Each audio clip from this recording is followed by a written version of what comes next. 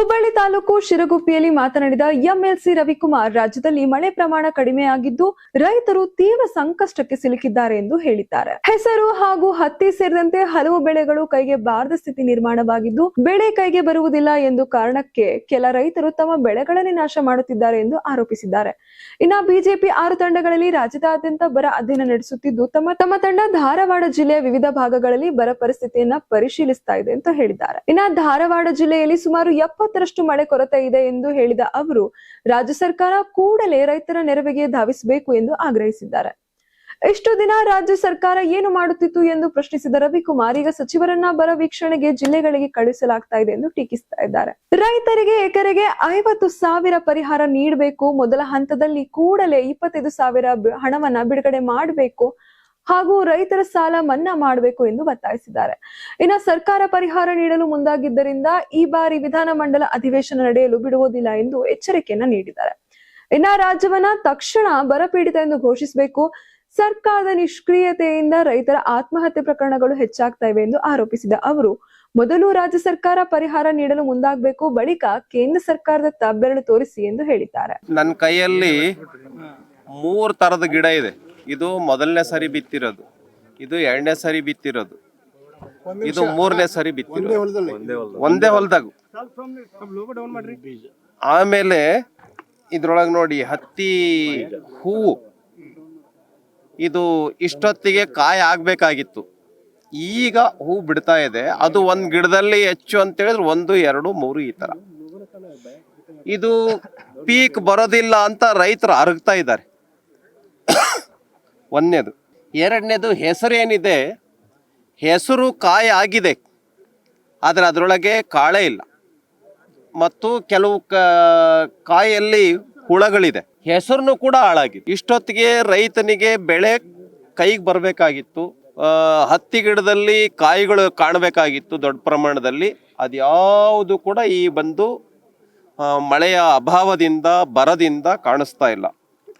ಅದಕ್ಕೆ ನಾನು ಆಗ್ರಹ ಪಡಿಸ್ತಿರೋದೇನು ಅಂತ ಹೇಳಿದರೆ, BJP ಪ್ರತಿಪಕ್ಷ ಆಗಿ 6 ತಂಡಗಳಲ್ಲಿ ಇಡೀ ರಾಜ್ಯಾದ್ಯಂತ ಅಧ್ಯಯನ ಮಾಡ್ತಾ ಇದೆ. ನಾವಿವತ್ತು ಈ ಜಿಲ್ಲೆಗೆ ಬಂದಿದ್ದೀವಿ. ಮೊನ್ನೆ ಬಿಜಾಪುರಕ್ಕೂ ಹೋಗಿದ್ವಿ, ನಾಳೆ ಬಾಗಲಕೋಟೆಗೆ ಹೋಗ್ತಾ ಇದ್ದೀವಿ.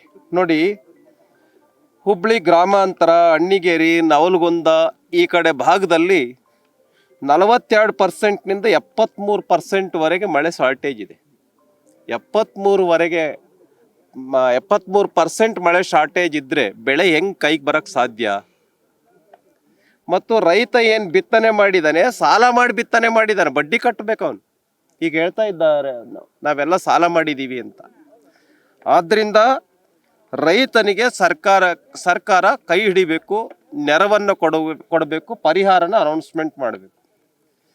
ಅದಕ್ಕೆ ಈಗ ಸರ್ಕಾರ ಸಚಿವ ಸಂಪುಟನ ಪೂರ್ತಿ ಮುಗಿಸಿ ಇವತ್ತಿಂದ ಸಂತೋಷ್ ಲಾಡ್ ಅವರು ಇವತ್ತು ಹೋಗ್ತಾ ಇದ್ರು ಅಧ್ಯಯನ ಮಾಡೋಕ್ಕೆ. ಇಷ್ಟು ದಿನ ಏನು ಮಾಡ್ತಾ ಇತ್ತು ಈ ಸರ್ಕಾರ? ಕತ್ತೆ ಕಾಯ್ತಾ ಇತ್ತ? ಒಬ್ಬ ಅಧಿಕಾರಿ ಬಂದಿಲ್ಲ, ರೈತ ಹೆಂಗಿದ್ದಾನೆ, ಇದಾನೋ ಬದುಕಿದ್ದಾನೋ ಸತ್ತಿದಾನೋ ಅಂತ ನೋಡೋಕ್ಕೆ. ಆದ್ದರಿಂದ ಕೂಡಲೇ ಸರ್ಕಾರ ಈಗೇನು ಸ್ವಲ್ಪ ಮಳೆ ಕಾಣಿಸ್ತಾ ಇದೆ, ಬಿತ್ತನೆ ಮಾಡಬೇಕು ಅಂತ ಹೇಳಿದ್ರೆ ಪರಿಹಾರ ಕೊಟ್ಟರೆ ಮಾತ್ರ ಬಿತ್ತನೆ ಮಾಡ್ತಾನೆ ಅವನೀಗ. ಆ ಕಡಲೆ ಗಿಡ್ಲೆ ಏನಾರು ಹಾಕ್ಕೊಳ್ಬೇಕು ಅಂತಂದರೆ ಮಳೆ ಸಂಪೂರ್ಣವಾಗಿ ಕೈ ಕೊಟ್ಟಿದೆ. ಆದ್ದರಿಂದ ಭಾರತೀಯ ಜನತಾ ಪಾರ್ಟಿ ಪ್ರತಿಪಕ್ಷವಾಗಿ ಆಗ್ರಹ ಪಡಿಸ್ತಾ ಇದ್ದೀವಿ, 1 ಎಕರೆಗೆ 50,000 ರೂಪಾಯಿ ಪರಿಹಾರವನ್ನು ಕೊಡಬೇಕು. ಮೊದಲನೇ ಹಂತವಾಗಿ 25,000 ರೂಪಾಯಿಯನ್ನು ಬಿಡುಗಡೆ ಮಾಡಬೇಕು ಅಂತ ಆಗ್ರಹ ಪಡಿಸ್ತೇವೆ. ಎರಡನೇದಾಗಿ, ರೈತ ಏನು ಸಾಲ ಮನ್ನಾ ಮಾಡಿದ್ದಾನೆ, ಅವನಿಗೆ ಸಾಲ ತೀರ್ಸೋದಕ್ಕೇನು ಬೆಳೆ ಬಂದೇ ಇಲ್ಲ ಕೈಗೆ. ಹಾಗಾಗಿ ಈ ಬಾರಿಯ ರೈತರ ಸಾಲವನ್ನು ಮನ್ನಾ ಮಾಡಬೇಕು ಅಂತ ಆಗ್ರಹ ಪಡಿಸ್ತೇವೆ. ಮೂರನೇದು, ಬೆಳೆ ವಿಮೆ ಕಟ್ಟಕ್ಕೂ ಅವನ ಹತ್ರ ದುಡ್ಡಿಲ್ಲ. ಗೊಬ್ಬರಕ್ಕೆ, ಬೀಜಕ್ಕೆ, ಆಮೇಲೆ ಗಳೆವನ್ನು ಬಾಡಿಗೆ ತೆಗೆದುಕೊಳ್ಳೋದಕ್ಕೆ, ಔಷಧಿಗೆ ಎಲ್ಲ ಸಾಲ ಮಾಡಿರೋದು. ಮನೆಯಲ್ಲಿ ಅಲ್ಪ ಸ್ವಲ್ಪ ಬಂಗಾರನೂ ಕೂಡ ಒತ್ತೆ ಇಟ್ಟಿದ್ದಾನೆ. ಆದ್ದರಿಂದ ಸಾಲ ಮನ್ನಾ ಮಾಡಬೇಕು ಅಂತ ಆಗ್ರಹ ಪಡಿಸ್ತೇವೆ. ಒಂದು ವೇಳೆ ಸರ್ಕಾರ ಪರಿಹಾರ ಕೊಡದೇ ಇದ್ದರೆ, ಕರ್ನಾಟಕ ರಾಜ್ಯನ ಬರ ಅಂತ ಘೋಷಣೆ ಮಾಡದೆ ಹೋದರೆ ಈ ಬಾರಿ ರೈತರ ಪರವಾಗಿ ಸದನ ನಡೆಸಕ್ಕೆ ಬಿಡೋದಿಲ್ಲ. ನಾವು ಬರ ಪ್ರದೇಶ ಕರ್ನಾಟಕ ಅಂತ ಅನೌನ್ಸ್ಮೆಂಟ್ ಮಾಡಬೇಕು. 25,000 ರೂಪಾಯಿ ಮೊದಲನೇ ಹಂತದ ಪರಿಹಾರ ಅಂತ ರೈತನ 79,000 ಜನ ರೈತರ ಅಕೌಂಟ್ ಏನಿದೆ ಅದಕ್ಕೆ 79 ಲಕ್ಷ ರೈತರ ಅಕೌಂಟ್ಗೆ 25,000 ರೂಪಾಯಿ ಮೊದಲನೇ ಹಂತ ಪರಿಹಾರವಾಗಿ ಹಾಕಬೇಕು. ಇಲ್ಲ ಅಂತ ಹೇಳಿದ್ರೆ ಸದನ ನಡೆಸಕ್ ಬಿಡೋದಿಲ್ಲ. ಆದ್ರಿಂದ ಇವತ್ತು ನಮ್ಮ ಮಹೇಶ್ ತೆಂಗಿನಕಾಯಿ ಅವರು, ನಾನು, ನಮ್ಮ ಮುನೇನಕೊಪ್ಪ ಅವರು, ನಮ್ಮ ನಡಳ್ಳಿ ಅವರು, ಲಿಂಗರಾಜ್ ಪಾಟೀಲ್ರು, MR ಪಾಟೀಲ್ರು, ನಮ್ಮ ರೈತ ಮುಖಂಡರು, ನಾವೆಲ್ಲರೂ ಇವತ್ತು ಈ ಧಾರವಾಡ ಜಿಲ್ಲೆಯಲ್ಲಿ ಅಧ್ಯಯನಕ್ಕೆ ಬಂದಿದ್ದೀವಿ. ಆದರೆ ಸರ್ಕಾರ ಇವತ್ತು ಎಚ್ಚೆತ್ಕೊಂಡಿದೆ. ಆದ್ರಿಂದ ಕೂಡಲೇ ಪರಿಹಾರವನ್ನು ಬಿಡುಗಡೆ ಮಾಡಬೇಕು. ರೈತರು ಆತ್ಮಹತ್ಯೆ ಮಾಡ್ಕೊಳ್ತಾ ಇದ್ದಾರೆ ಈ ಸರ್ಕಾರದ ನಿಷ್ಕ್ರಿಯತೆಯಿಂದ. ಯಡಿಯೂರಪ್ಪ ಅವರು, ಬೊಮ್ಮಾಯಿ ಅವರು ಇದ್ದಂಥ ಸಂದರ್ಭದಲ್ಲಿ ನಾವು ಎಕರೆಗೆ 27,000 ರೂಪಾಯಿ ಕೊಟ್ಟಿದ್ದೀವಿ. ಯಾಕೆ ಸರ್ಕಾರ ಇನ್ನೂ ಪರಿಹಾರ ಕೊಡ್ತಾ ಇಲ್ಲ? ಮಾತೆತ್ತಿದ್ರೆ ಕೇಂದ್ರ ಸರ್ಕಾರಕ್ಕೆ ಬೆರಳು ತೋರಿಸ್ತಾರೆ. ನಿಮ್ಮ ಸರ್ಕಾರ ಏನು ಚಂದಕ್ಕಿದೆಯಾ? ಮೊದಲು ನಿಮ್ಮ ಸರ್ಕಾರದಿಂದ ಕೊಡಿ, ಆಮೇಲೆ ಕೇಳಿ NDRFನಿಂದ ಪರಿಹಾರ ಕೊಡಿ ಅಂತ. ನಾನು ಒಪ್ಕೊಳ್ತೇನೆ, ಏನಾದ್ರು ಬದಲಾವಣೆಗಳಿದೆ, ನಾನು ಒಪ್ಕೊಳ್ತೇನೆ. ಮೊದಲನೇ ಹಂತದ ಪರಿಹಾರ ಕೊಡಕ್ಕೆ ಯಡಿಯೂರಪ್ಪನವ್ರು ಇದನ್ನೆಲ್ಲ ಅಧ್ಯಯನ ಮಾಡಿಕೊಟ್ರ ಸಾಯೋ ಅಂಥವನಿಗೆ ಒಂದು ಸ್ವಲ್ಪ ಉಪಹಾರನಾರು ಕೊಟ್ಟು ಬದುಕಿಸ್ಬೇಕಲ್ಲ. ಮೊದಲು ನೀರು ಕುಡ್ಸಾರ ಬದುಕಬೇಕಲ್ಲ. ಹಾಗಾಗಿ ನೀರು ಕೊಡಲ್ಲ, ನೆರವನ್ನು ಕೊಡಲ್ಲ, ಸಾಯ್ಲಿ ರೈತರು ಅಂತ ಬಿಟ್ರೆ ಇದಕ್ಕೆ ಸರ್ಕಾರ ಅಂತಾರೆ, ಏನಂತಾರೆ ಇದಕ್ಕೆ? ಹಾಗಾಗಿ ಕೂಡಲೇ ಸರ್ಕಾರ ರೈತರ ನೆರವಿಗೆ ಬರಬೇಕು, ಬರ ಪ್ರದೇಶ ಅಂತ ಘೋಷಣೆ ಮಾಡಬೇಕು. 25,000 ರೂಪಾಯಿ ರೈತನ ಅಕೌಂಟ್ಗೆ ಮೊದಲನೇ ಹಂತದಲ್ಲಿ ಹಾಕಬೇಕು ಅಂತ ಆಗ್ರಹ ಪಡಿಸ್ತೀವಿ. ಇವತ್ತು ಇಡೀ ನಾಡಿಗೆ ಅನ್ನ ನೀಡ್ತಕ್ಕಂಥ ರೈತ ಇವತ್ತು ಭಾಳ ಸಂಕಷ್ಟದಲ್ಲಿರ್ತಕ್ಕಂಥ ಸಂದರ್ಭದಲ್ಲಿ ಕೂಡ ಇವತ್ತು ರೈತನ ಜೊತೆ ಈ ಕಾಂಗ್ರೆಸ್ ಸರ್ಕಾರ ಚೆಲ್ಲಾಟ ಆಡ್ತಕ್ಕಂಥದ್ದು ನಮ್ಮ ಕಣ್ಮುಂದೆ ಇರ್ತಕ್ಕಂಥದ್ದು. ಹಿಂದೆ ನಮ್ಮ ಸರ್ಕಾರ ಇರ್ತಕ್ಕಂಥ ಸಂದರ್ಭದಲ್ಲಿ ಇವತ್ತು ನಾವು ಯಾವ ರೀತಿ ಪರಿಹಾರವನ್ನು ಕೊಟ್ಟಿದ್ದೇವೆ, 24 ಗಂಟೆಯಲ್ಲಿ ಪರಿಹಾರವನ್ನು ರೈತನ ಖಾತೆಗೆ ಜಮಾ ಮಾಡ್ತಕ್ಕಂಥದ್ದನ್ನು ನಾವು ಹಿಂದಿನ ದಿವಸದಲ್ಲಿ ಮಾಡಿದ್ದೇವೆ. ಇದೇನು ಹೊಸದೇನು ಮಾಡುವಂಥ ಅವಶ್ಯಕತೆ ಇಲ್ಲ. ನಾನೇ ಇವತ್ತು ಬೀದರ್ ಉಸ್ತುವಾರಿ ಇದ್ದಾಗ, ರಾಯಚೂರು ಉಸ್ತುವಾರಿ ಇದ್ದಾಗ, ಇದೇ ಧಾರವಾಡ ಜಿಲ್ಲೆಯಲ್ಲಿದ್ದಾಗ ಯಾವುದರ ರೈತನ ಬೆಳೆ ಕಳ್ಕೊಂಡನಪ್ಪ ಅಂದರೆ 24 ಗಂಟೆಯಲ್ಲಿ ಪರಿಹಾರವನ್ನು ಕೊಟ್ಟು ರೈತನ ನೆರವಿಗೆ ನಾವು ಬಂದಿದ್ದೇವೆ. ಇವತ್ತು ರೈತ ಏನು ನಮ್ಮ ಪ್ರಾಥಮಿಕ ಕೃಷಿ ಪತ್ತಿನ ಸಹಕಾರಿ ಸಂಘದಲ್ಲಿ ಸಾಲ ಮನ್ನಾ ಮಾಡ್ತಕ್ಕಂಥದ್ದು ಮಾಡಿದ್ದೇವೆ.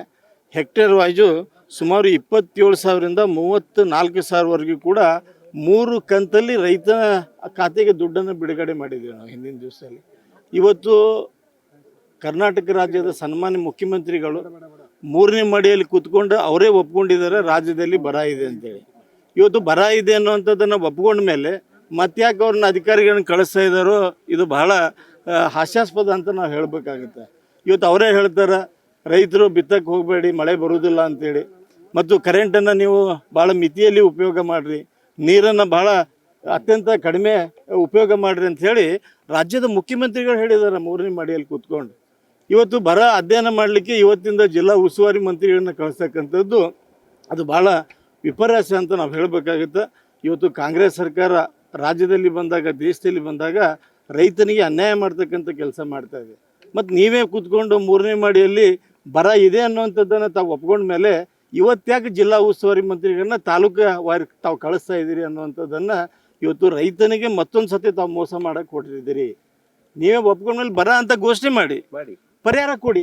ಪರಿಹಾರ ಕೊಡೋದು ಬಿಟ್ಟು ಇವತ್ತು ಜಿಲ್ಲಾ ಉಸ್ತುವಾರಿ ಮಂತ್ರಿಗಳು ಇವತ್ತು ಆಯ್ಕೆ ಆದಮೇಲೆ ಪ್ರತಿ ತಾಲೂಕುವಾರು ಇವತ್ತು ಬರ ಅಧ್ಯಯನ ಮಾಡಲಿಕ್ಕೆ ಅವರ ಅಧಿಕಾರಿಗಳ ಮೀಟಿಂಗನ್ನು ಕರೆದಿರ್ತಕ್ಕಂಥದ್ದು ಇವತ್ತು ರೈತರಿಗೆ ಮಾಡ್ತಕ್ಕಂಥ ಬಹಳ ದೊಡ್ಡ ಮೋಸ ಅನ್ನುವಂಥದ್ದನ್ನು ನಾನು ಹೇಳಬೇಕಾಗುತ್ತೆ. ಈ ಸಂದರ್ಭದಲ್ಲಿ ಪ್ರತಿ ಹೆಕ್ಟೇರ್ ವೈಸ್ ಇವತ್ತೇನು ನಾವು ಎಕರೆ ವೈಸ್ ಕೇಳ್ತಾ ಇದ್ದೀವಿ, ನಮ್ಮ ರವಿಕುಮಾರ್ ಅವರು ಏನು ಹೇಳಿದ್ದಾರೆ, ನಮ್ಮ ಭಾರತೀಯ ಜನತಾ ಪಾರ್ಟಿ ವಿಧಾನಸಭೆಯಲ್ಲಿ ವಿಧಾನ ಪರಿಷತ್ನಲ್ಲಿ ಕೂಡ ಹೋರಾಟ ಮಾಡ್ತಾರೆ.